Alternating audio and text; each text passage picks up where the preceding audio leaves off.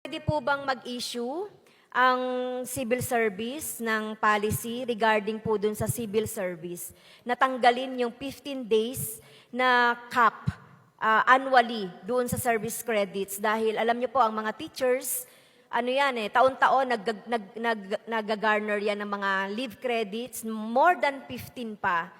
So nasasayang po yung more than 15 na service credits ng mga teachers kung hindi po ito mabibilang dun sa kanilang leave credits po. Sa mga government workers and other education support personnel, hindi po nalilimitahan ang service credits. In fact, Madam Speaker, ang service credits po sa mga non-teaching personnel o yung tinatawag naming education support personnel ay namomonetize pa.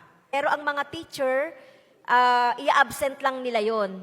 So, posible po bang maisama din sa dialogue yung possible monetization ng service credit ng ating mga teachers? Yes, it is possible and we will consider it, Madam Speaker. Thank you for that commitment, Mr. Speaker, Madam Speaker, and to my colleagues.